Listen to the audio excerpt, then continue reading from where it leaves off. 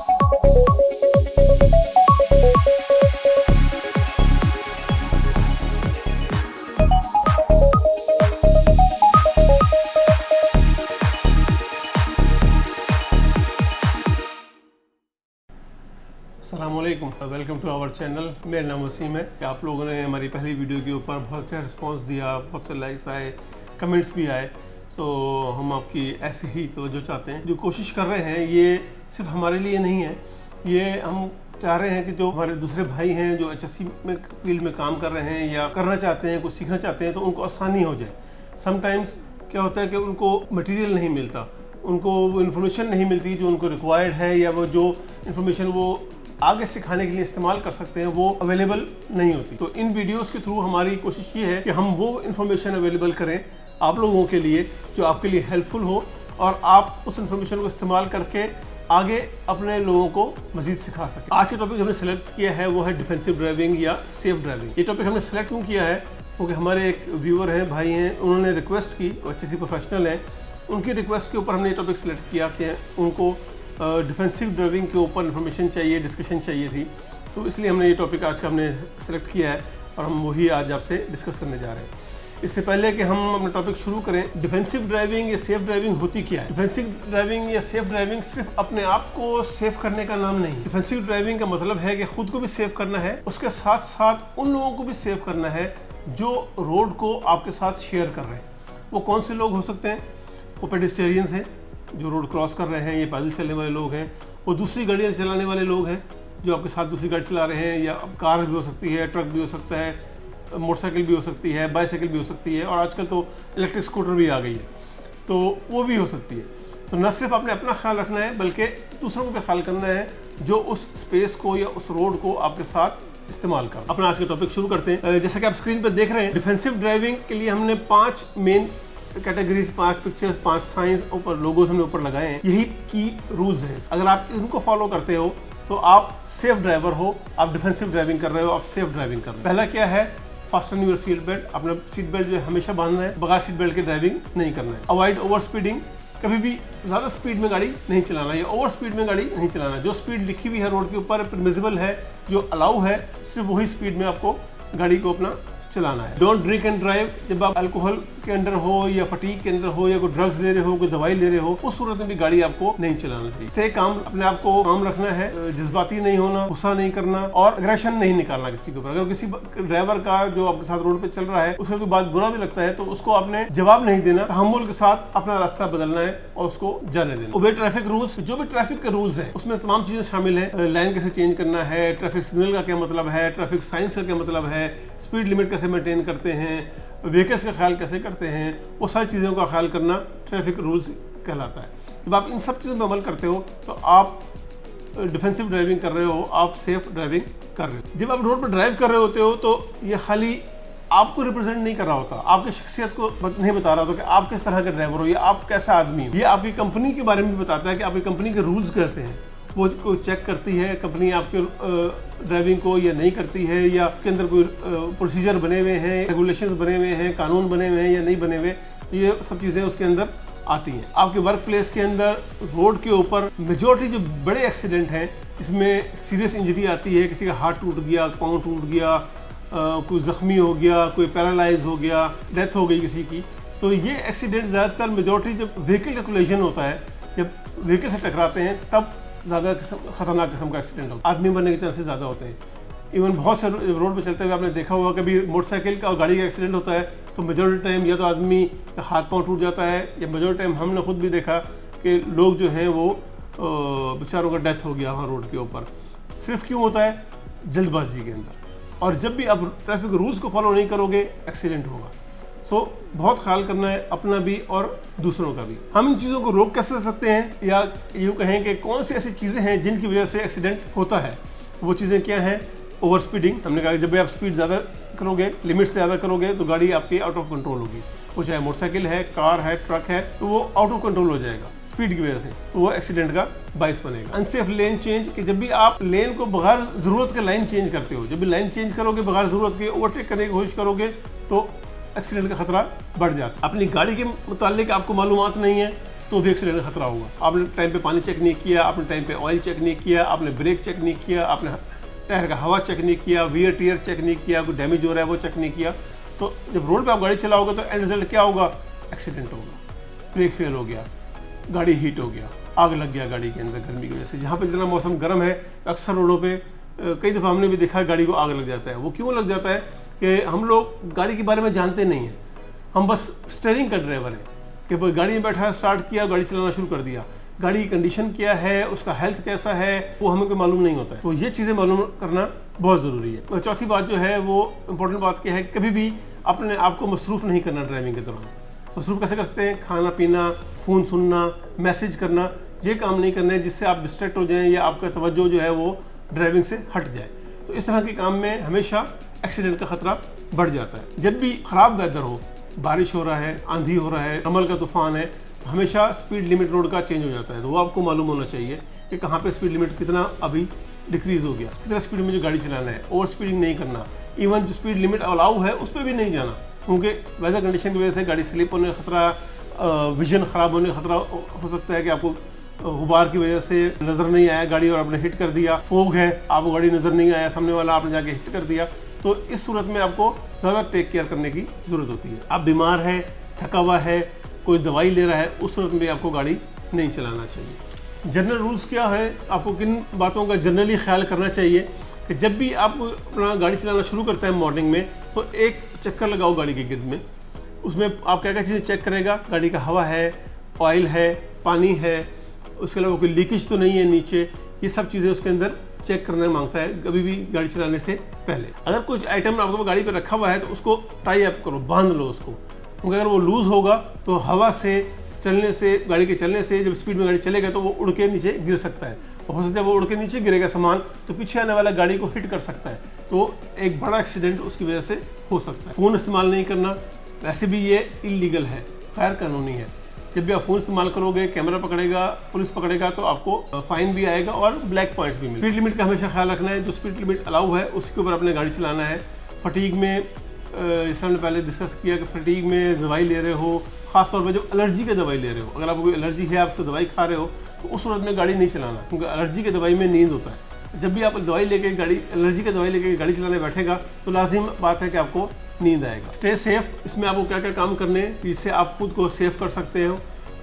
Seat belt बांधो, खुद भी और पैसेंजर को भी, यानी आपके साथ जो कोवर आपका साथी है वो बैठा हुआ है तो खाली अपना सीट बेल्ट नहीं बांधना, उसको भी सीट बेल्ट कहना है कि वो भी सीट बेल्ट बांधे। जब भी आप सफ़र शुरू करते हो अपना, तो इंश्योर कर लो कि आपने रेस्ट कर लिया। जब भी आप लॉन्ग सफ़र पर जा रहे हो, अगर आप अभी एक टूर करके, ट्रिप करके आया और दोबारा फौरी जाएगा तो आप में ज़ाहिर सी बात है फटीग है, इतना आदमी का, हर आदमी का अपना एक लिमिट होता है, इतना देर के लिए आदमी बर्दाश्त नहीं कर सकता।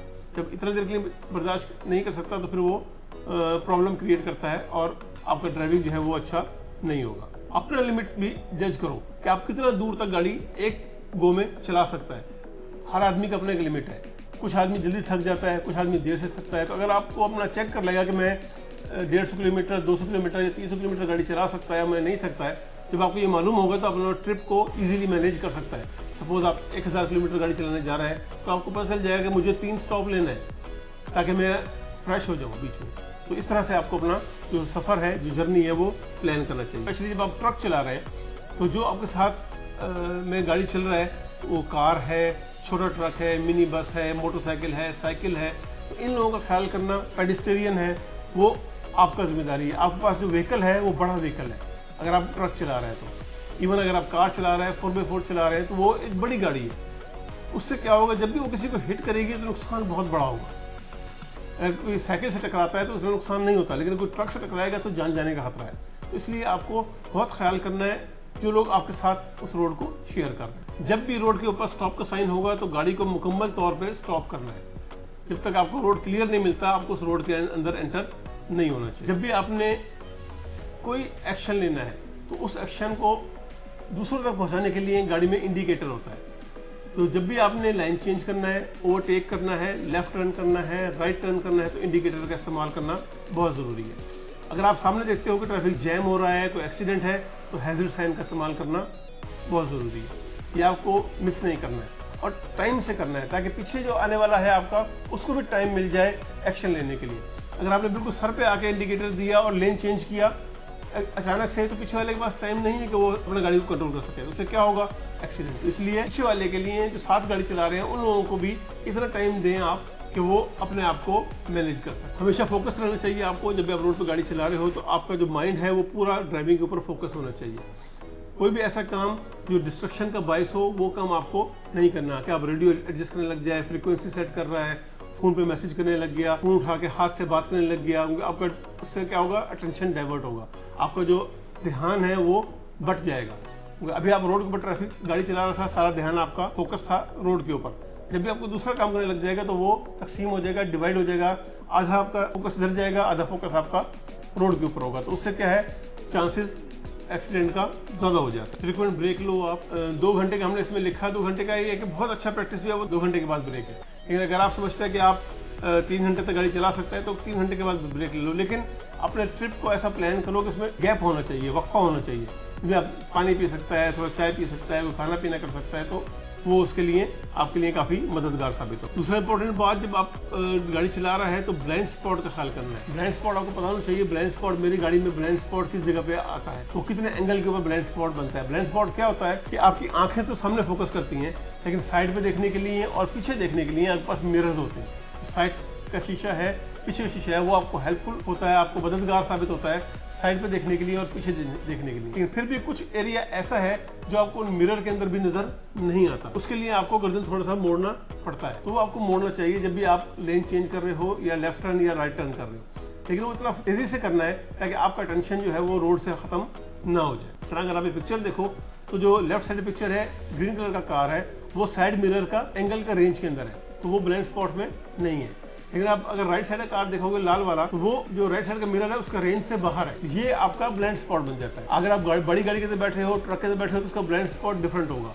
कार में बैठोगे तो उसका ब्लाइंड स्पॉट डिफरेंट होता है। तो इसलिए आपको पता होना चाहिए कि आपका ब्लाइंड स्पॉट कहाँ है। वहाँ पे गाड़ी आएगा या आदमी आएगा या मोटरसाइकिल आएगा तो मुझे नजर नहीं आएगा। तो उसके लिए मुझे क्या करना चाहिए, एक्स्ट्रा मिरर लगाना चाहिए, गर्दन मोड़ना चाहिए, तो वो सारा इंतजाम करना आपको आना चाहिए। अवॉइड एग्रेसिव ड्राइविंग, गुस्सा नहीं करना, तेज नहीं चलाना, जज्बाती नहीं होना गाड़ी चलाते टाइम। इन चीज़ों का आपको ख्याल बहुत रखना है। हमेशा अपने आप को कूल डाउन रखना। अगर कोई आगे से रिएक्ट भी करता है, गुस्सा भी करता है, हॉर्न देता है, कुछ करता है, तो अवॉइड कर दो, दर गुजर करो, अपना रास्ता बदलो, उसको जाने दो। लड़ाई करना, चैलेंज करना, इस तरह का काम नहीं होना चाहिए। हमेशा तहम्मुल के साथ, पेशेंस के साथ ड्राइविंग करो। अगर कोई आदमी आपके साथ गलत कर रहा है, आप पे चीख रहा है, चिल्ला रहा है, बाजू का तो लोग एक्शन करता है, इशारा करता है, साइड से गुजरेगा, गुस्सा करेगा, कूल डाउन, उसको अवॉइड करने का और अपना सफर जो है वो जारी रखने। आपके आगे स्लो चला रहा है तो बजाय इसके कि आप उसको हॉर्न दो, लाइटें मारो, मिशन करो, उस चीज़ से अवॉइड करो, अपना लेन चेंज करो और उसे ओवरटेक। एग्रेसिव नहीं होना, गुस्सा नहीं करना।